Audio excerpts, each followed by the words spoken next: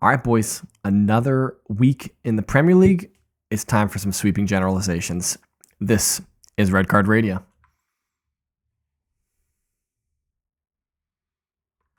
Good morning, good evening, good afternoon, whenever you're listening from. Thanks for tuning in. Red Card Radio is a weekly look at the Premier League from three friends who support different clubs. My name is James. I support Arsenal. With me tonight, that is Brad up top. He supports Chelsea. Down below, that is Sean. He supports Tottenham. Gentlemen, hello, good day, good evening. How are you guys? Better. Okay. I thought you guys would both be in sour moods since your team stink and you lost. Well, listen. A, my team just won. B, you're not wrong because my team has a Tottenham problem. Okay. Well, please go on. Well, hold on. Time out. Before James. We get into the the Tottenhamification of Chelsea, which is a strange thing to think about, Brad. If you could hit that subscribe button, ring the sub notification bell if you have just stumbled across it. Perhaps the YouTube algorithm has suggested that you watch this video. Hey, thanks for clicking on the video. We really appreciate it. We hope you stay. We hope you hit that subscribe button. If you are on one of the podcast sites, thanks so much for clicking on the link. We hope you enjoy. Follow, 5-star review, anything like that really does help us out tremendously. We hope you enjoy your time here. And did have a few comments from our YouTube video last.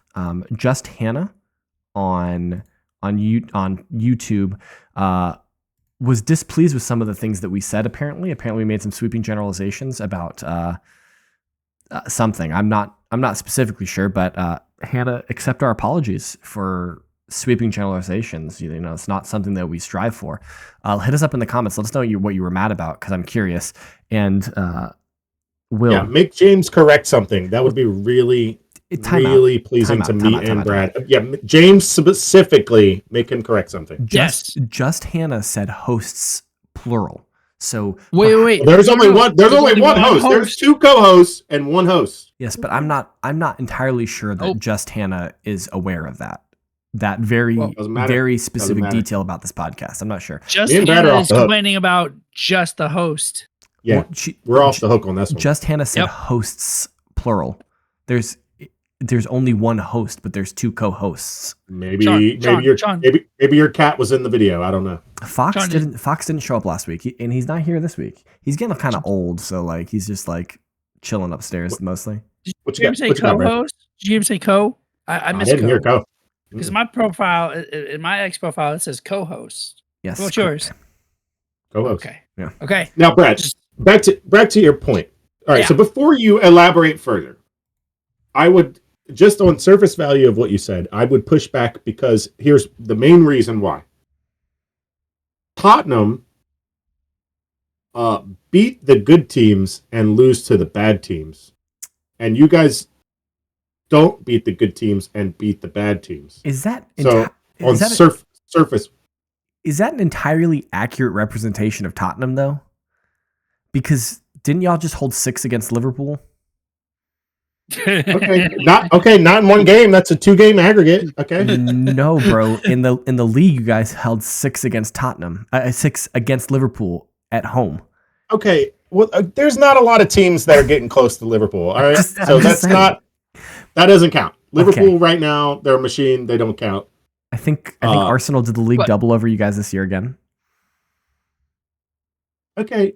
This is go, Brad, can you please elaborate? Pretty sure we beat you guys too this year. Please elaborate. Well, Brad, that does aid his point, because he said they beat the good teams but lose to the bad teams. So that checks out for you guys. I mean, we're still top 4, my guy. So we're still top 4. I don't have much in my mouth, but you're top 4 midway through a match week. It doesn't count. And there's people that got to play each other below us, so we should stay in the top 4. My math says. Anyways, Brad math. Anyways, we have this fantastic habit of having a great first 20 minutes, scoring a goal, and not doing anything else, and waiting for the other team to come back and beat us. Like, oh, we're winning. Yeah, great job. And then we don't do anything. And then the other team gets back into the game. Then they score a goal. And then they score another goal. And so, I've felt your pain, Sean, over these past few weeks. And hopefully we're getting righting the ship. We had Southampton, then we got European football, then we got Leicester. So hopefully we can string 4 games together and put it back in a drive for UCL mode. Well, I'm actually quite surprised at this Villa result. So am I. Because I was not anticipating that Villa would come out in this game as juiced up as they were, I guess, especially after such a impressive result against Liverpool on Wednesday, the Wednesday previous, right? So they had the draw against Liverpool. And honestly, if I quickly have one thought about that Liverpool Villa game, if Villa didn't pass the ball to Liverpool 5 times in their own defensive third in the first half, Villa should have won that game. Now, granted, if you look at everything that happened in the game, then yes, I think a draw is a fair-ish result. Maybe Liverpool deserved to win, but the number of silly mistakes that Villa made in the first half in trying to pass out of the back that just led to Liverpool opportunities was incredible. But so I was kind of surprised at how Villa were able to turn this game over on Chelsea, in the sense that Chelsea scored so early, but then I guess it was just second half substitutes really, really did help Villa turn the corner.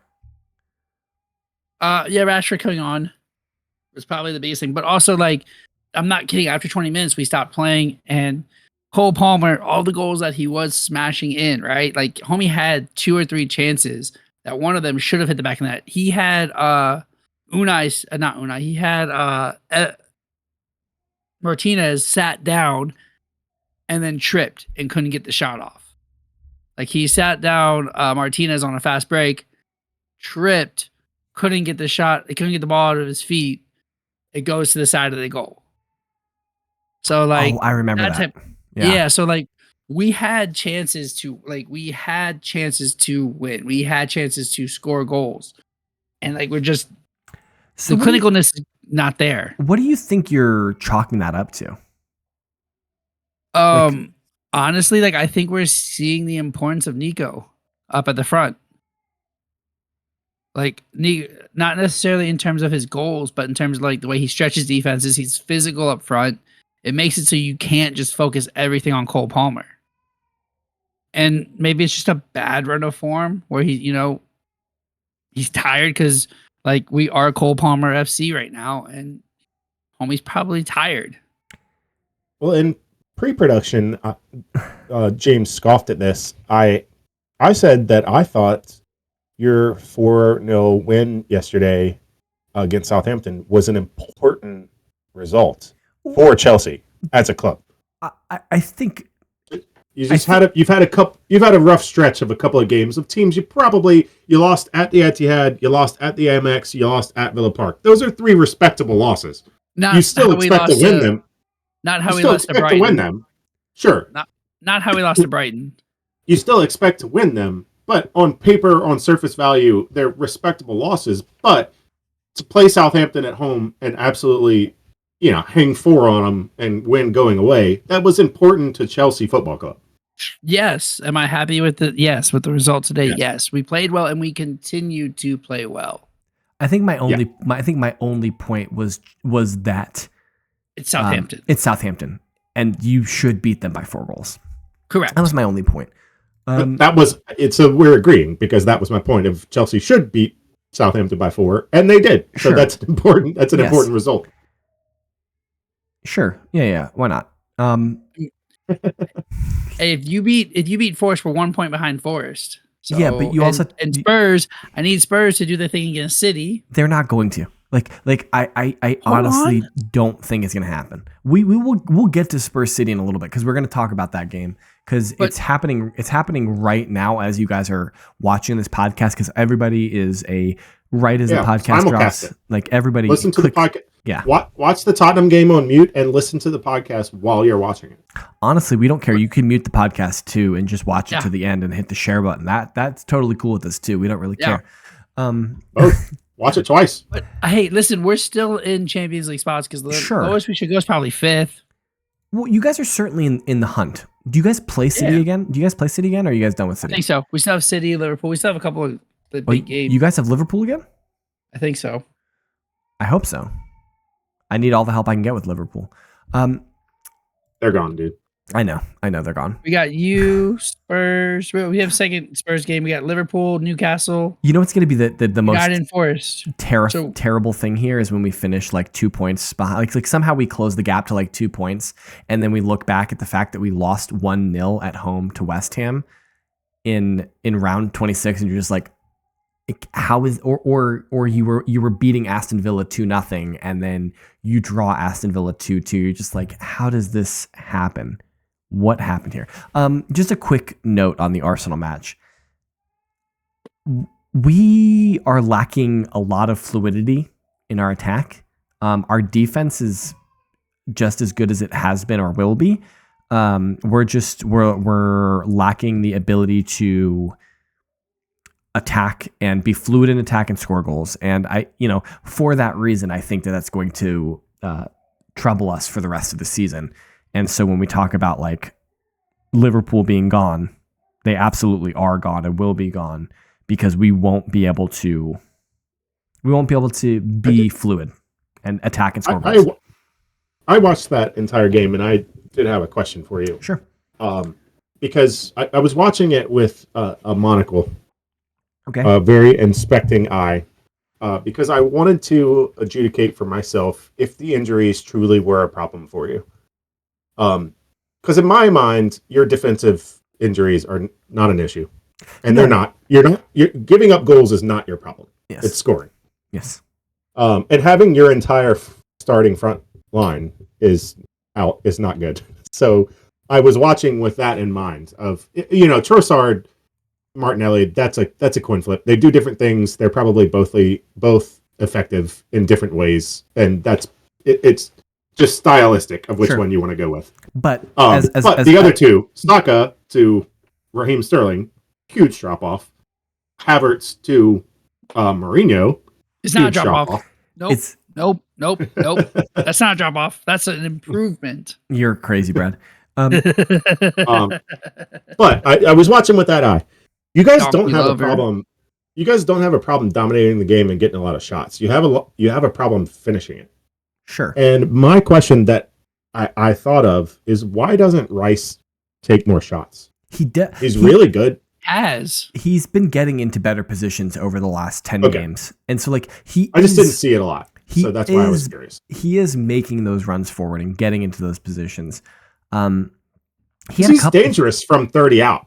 He's dangerous. He had one that Jared Bowen blocked in the first half, where it was after a corner and it was getting cleared and got recycled, and he just lashed onto it, and Bowen got a good save on it. A block, excuse me. Yeah, we're missing our starting front three and our reserve center forward. So there's not really a center forward, but that's where he plays anyway. So missing Saka, Havertz, Martinelli, Jesus, our available attacking options are Leandro Trossard, very good player, Raheem Sterling, over the hill, doesn't got it anymore, and Ethan Nwaneri, who is 17 years old.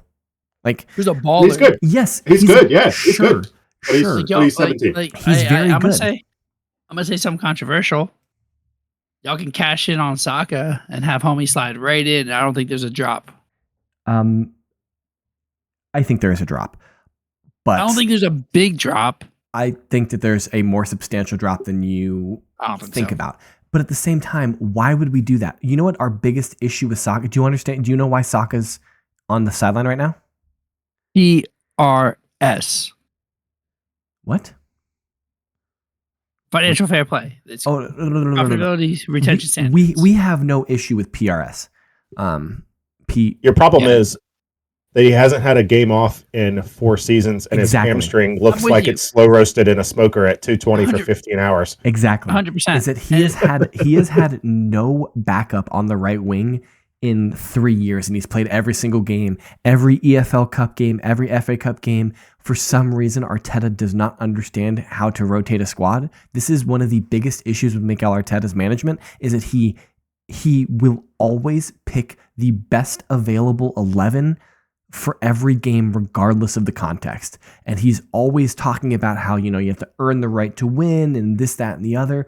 But certain times you have to have a squad, and he does it better in defense than he does at attack and in midfield, where he'll bring on Jorginho instead of Rice, or he'll bring on Kivior instead of Gabriel. But for some reason, even when we had Reece Nelson as as depth for Saka, he would just play Saka. And now we've had Raheem Sterling all season, and he still just would play Saka. And when we're up 3-0 in the 60th minute or something like that, sure, that's when he brings on Ethan Nwaneri or Sterling or something like that. But he just never gives Saka a break. And that's why he's on the sideline. And that's why I'm very pleased, in a sense, that Saka decided and the club elected for him to have the hamstring surgery instead of just doing a rest and because you could either surgically repair or you could rest and let it heal. And rest and let it heal is clearly a quicker turnaround time, but you're more susceptible to injuring again, to re-injury. And so it's just at a certain point, you need to prioritize this man's long-term career and his ability to play for more. Because you don't want to get to the point where Raheem Sterling is 30 and he can't play, and Saka is 30 and Saka can't play at 30, right? You want Saka to have a long, fruitful career. And if they continue to play him the way that they do, he's not going to. He's going to get run into the ground, and at 27, he is going to get he's just not going to be useful anymore. So, yes, our attack is Leandro Trossard, who is good, a 17-year-old, and a defensive midfielder. This is the best three that Arteta can come up with now. Is that our goal? And I was actually kind of upset to see that Marino started, because I would have much rather have Marino come off the bench as a super sub and change the game that way. Let the false nine try and work for 60 minutes and then bring on a more center forward type player. Let Sterling, let Nwaneri, let Trossard try and score a goal. Let them try and do some false nine shenanigans, some fluidity shenanigans. And then if it doesn't work, go to a more traditional role after people are more exhausted. I would have preferred that because it doesn't fill me with great joy to see, okay, we need a goal. Our options are 20-year-old academy product who is clearly not up to standard if he hasn't played at all for Arsenal yet, and Raheem Sterling. U23 player who hasn't played yet, and Raheem Sterling. These are the options here, and I'm just this is not going to work out. So I don't know. West Ham deserved to win. We have talked entirely. I didn't want to cut you off, but no, we have talked entirely. Too long for something that wasn't highlighted on our run sheet. True. So let's, as my fiance will call them, let's talk about the Chinese restaurant, Crystal Palace. She says that sounds like a Chinese restaurant. It might be. What is going on south of the Thames? Because they're rolling people nowadays. It's weird because they started the season so slow. They started the season so slow. And we assumed this might be the year that they go down. Well, you did. I didn't. Me? I was the one saying I don't understand why they're bad. They only lost the guy that went to Bayern. I'm blanking on his name, but they only lost one. Olise. They only lost and Anderson. And Joachim I think Anderson. another player. They still have guy. But they also signed. They also signed Eddie Nketiah, who is and Lacroix. They signed Lacroix to replace Joachim Anderson. No, they loaned Trevor Chalobah, but we took him back, and now that guy is playing there. Either way, your point, your question is still valid, and they've had a renaissance. But I don't think we get ahead of ourselves with Crystal Palace because they're at 36 points. They've won 3 of their last 5. I mean, they have Ipswich next, so they'll probably bang Ipswich out. But who's not thrashing Ipswich these days. Mateta, yeah, we lost 1-0 to Ipswich. So do we. But like, I don't. They're 12th. I don't think we get ahead of ourselves. This is interestingly enough. Mateta is the tied for leading goal scorer in the league. That's nothing to sneeze at. Yeah, he's tied with Salah. Yep. Impressive. That is extremely impressive. What? Did I get that stat wrong? Yes. You got that stat way wrong, bro. Wrong. He's on 12 goals. He's got less than half the goals Salah They has. said it on the broadcast. I wonder what Probably I heard. in the past couple of I'm sorry. games. I admit when I'm wrong, unlike our hosts. Co-hosts admit when they're wrong. Hosts do not. Well, I'm catching strays for that. Yeah. I was about to say. You know what, James? That is a broad generalization. So I'm sorry. Sweeping generalization. All right. Yeah, they're just rolling people, man. Yeah, they're in a rich vein of form right now. I don't see it changing. Their next game is, I think, on the return end of the international break, because we've got FA Cup coming up this weekend, and then it's the international break, and then there's Premier League, I think, is the timeline, if I'm not mistaken. I'll check that real quick. But yeah, I don't know. Like oh no, I'm a liar. It's European football. Yeah. Okay. We got. Yep. Oh, the international break's at the end of March. 17th, middle of March, 17th to the 25th. So, as the host of this podcast, I would like to apologize for my misunderstanding of the calendar. Wow. 2 corrections in 3 minutes. Look at us. You're ridiculous. I'm making sure that gets on the X feed right now. We are self-editing hosts, right? Yeah, don't worry. I'm going to edit all of this out. I will never admit being wrong. City, Liverpool. Liverpool 2, City nothing. Big one. I honestly, I didn't necessarily. I legitimately thought City would win this game. I don't know why I thought that. I don't know why I keep putting my faith in City at this point this season. Because Pep. It has to be. It just has to be like the aura of Pep or the aura of City, just generally speaking. Yeah, I mean, they made the past 4 years they've made the Premier League, the Bundesliga, and they're Bayern just running over everybody. My takeaway from watching that game is De Bruyne doesn't trust himself anymore. I think he's just. It makes me think he's washed, because there's things. There's times when he normally does KDB things, and he just chose to pass backwards, and I just was baffled. I'd never seen that from him. I don't think they're washed. I think they're bored. I don't. My takeaway was that he doesn't trust himself to make the pass, or make the shot, or that was my takeaway. Well, I mean, the rumor is he's headed to San Diego. So I don't think that's a real rumor. It's been around for a time. It's been around the MLS circles a little bit. I mean, not the red card, but if he's going there. He's 33. He's won everything there is to win in Europe. And if you grew up in Belgium and spent the majority of your adult life in Northern England, San Diego's probably not the worst place to end up. Yeah. It's 76 and breezy every day. It's on the beach. It rarely changes. Beach. Yeah. San Diego's a big-ish city. Now the problem is like it's literally on the other side of the world from Belgium. Like yeah. It's not in the middle of the Pacific. Like maybe Hawaii to Belgium is like actually the other side of the world, but like it's about as far as you can go within the northern hemisphere and be on the other side of the world from Belgium. But I don't know. I think I take your point, Sean, about him. I wonder more if it's that he doesn't trust the players around him rather than not trusting himself. Is that he doesn't necessarily. He's only played with Marmouche for 6 weeks. Doku is not the greatest player in the world. Holland wasn't playing. Like, I wonder if it's more just like he's sitting there. He's like, I can't make this pass. This person's not going to do anything with it. Whereas if it's Holland, he's like, oh, I'm throwing that up there. Erling's going to win it, and he's going to go score a goal. I wonder if it's more just he doesn't feel comfortable with the players around him. City are in a transition right now, and like I don't think any of us would disagree or think that they're not. And so they spent $200 million in January. They'll probably spend another $200 to $300 million over the summer. And they'll be back up and running in August.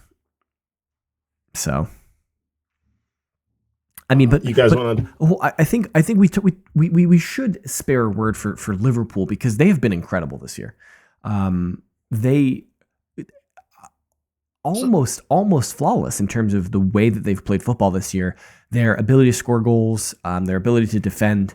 They look tremendous. And I think at this point, being 11 points clear at the top seems a very fair reflection of what Liverpool have been this year. They've been the most consistently dominant team, and they deserve every minute of it. Mohamed Salah is having maybe his best season. I mean, it's probably not his best season, but especially over the last 3 seasons, this is definitely the best season that he's had in the last 3 seasons, I think. Uncanny. I believe he is still leading goals and assists. Yes, he is. I just looked. Yeah. And on top of that, like, if they do the league and European double, like what a way to cap off the Salah, Virgil van Dijk, Trent Alexander-Arnold era. That's where I was going to take it of this, barring a catastrophic failure towards the end of the season or a large run of injuries. I'm not wishing that on them, but barring something catastrophic for Liverpool, what an exclamation point to put on a season when your last trophy is always going to have quotations because it was empty stands. It was the COVID year. That was their trophy. No one, when you look back in history, you may or may not remember that. You're just going to look at the list of champions by year and you're going to see Liverpool there. But context matters, and I always thought that them and their fans kind of took that despite of people saying, well, it was the COVID year, it doesn't count. I mean, they should, because it's a bird brain take, in my opinion. Like, it is a bird brain take. I get that, like football is different when the stands are full. Like, every sport is different if you're playing in front of people. And if you've ever played in front of like a hostile environment before, you understand that it is different and that it affects you as a sportsman. But at the same time, like, you can't just discount the COVID title because it's empty. I think that's ridiculous. And I think we all agree on that. Maybe Brad doesn't, but Bird Brain takes and Brad's pretty up there together. Well, I do. And so I think that that's an impressive. I didn't want to gloss over the fact that Liverpool have been so tremendous so far this season. Because obviously we're not Liverpool supporters. I'm in direct conflict with Liverpool right now as an Arsenal supporter. Maybe we should have like Jimmy or Tamzid on again here in a week or so, and maybe during the international break, and we could pick their brains about Liverpool. But where did you want to finish out here, Sean? Let's pick one more thing to talk about, and then we'll be done. I just wanted to. I mean, it's only fitting to make a little pit stop on Tottenham. Oh, let's do it. Let's do it. Bashed Ipswich, which is what we should do. Main takeaway of that was, again, for the second season in a row, I need to apologize to Mr. James Maddison. I broke out the stat, I think it was 2 weeks ago, that before he got injured, Tottenham, all competitions were 12-1-4. Is that not true? And then no, that was correct. Oh, okay. And since he's been back, we have won 3 straight league games. So, yeah, I mean, I just got to apologize because the same thing happened last year where he did his hamstring. We went on a bad round of form, and as soon as he came back, we started winning again. So you've made your apology to Mr. Madison. Now tell me, is it going to be 4 straight league matches against City? I can tell you, yes. Sean Stradamus has spoken. Pep, just for whatever reason, Pep just has a hard time with Spurs. Just for whatever reason. We may get Van de Ven and Romero back this week. It probably is going to be next week. You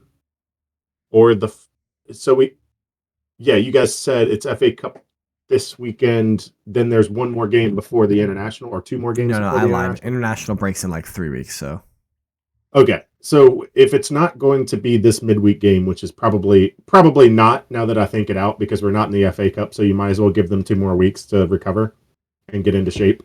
But they could, both of them could play, and Solanke is close too. He is close also. He was on the same timeline as both of those two guys.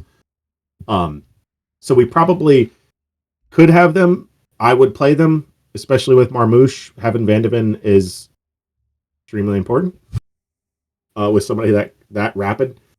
And I also thought that who was I watching?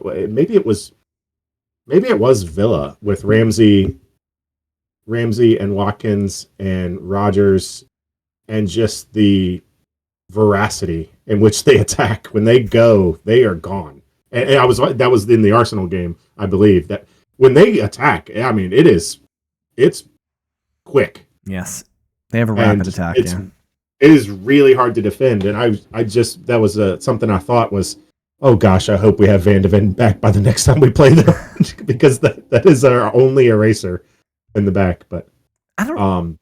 What do you think about this game, Brad? Because I have had the unfortunate happenstance this season to rely on both Spurs and City in my picks. I keep picking both Spurs and City, and I keep getting burned by both these clubs. So, like, what am I to expect in this match, Brad? We are expecting a Tottenham-esque performance where they are going to look great in the beginning, score the first goal, and turn off. No, I'm just kidding. I am with Sean. I am hoping that James Madison shows his worth. That he is there to absolutely destroy City at home. That way Daniel Levy can see another protest, and the fans get to see a win for their troubles of trying to move this man away from the club. But City's winning this. City's heating up. They're starting to cruise. Are they though? Mind you, like, what is their last 5? Mind you, in the league, Pep has only, in his career, has only won at Tottenham one time. It was last year. That's it. Yeah. That's it. Oh, he's got the number on Ange. So yeah, Big Ange just got some different tactics these days. Do you? Quick question for you boys. Do you guys want to look at the picks real quick? Quickly, yeah. Any desire to look at the picks? We can do a quick. We can do a quick flyby. So we'll do a quick flyby of round 26 because that's complete. Those are the ones that are in the book so far. We had 3 people tied on 5 correct picks. That would be Sean, Joel, and myself. So we all got 5. Now remember, there were 11 games that we picked last week. Jimmy and Brad had stinkers. They both only got 3 of 11. Chap put up 4. And so if we go to the overall standings, we have a new leader in the clubhouse. We do. Sean has taken sole possession of first position. You got my name wrong. I said Sean. Stradamus. Oh, Sean. So Sean is in first with 133 correct picks out of 260 so far. So that's an impressive 51% accuracy rate. It's pretty good. Jack and Jimmy are right behind at 132, so that's a turn that could happen over a match week. Brad is right in the mix at 130 correct. Coming. I just wanted them to get a little bit of a head start, and then the final push. We're coming. I am not close. And so we're the 4 that have picked every single game. Joel's picked most of the games. I think he might have missed 1 or 2 weeks, so he's right in the thick of things too, but he is behind me. So yeah, it's looking good. If you are interested, what we do is every round we pick winners, losers. If we think the game's going to end in a draw, we do that on our Discord, which is linked in this video, and you can join us as well and get your picks in. And if you want to do that, join the Discord. Until then, you can hit us up on social media. That guy up top is at KSBradG. Down below is at Whiteheart_Sean. I am at James Tiffany. Collectively, we can be reached at redcard_radio. Really appreciate y'all listening. We hope you enjoyed it. And we will be back next week. Only one episode this week because the FA Cup is happening this weekend, and we've got nothing to talk about there, the three of us. And so we'll be back next week. Until then, I hope you guys enjoy the football midweek and enjoy the FA Cup. And we'll see you soon. Have a good one. Thanks so much.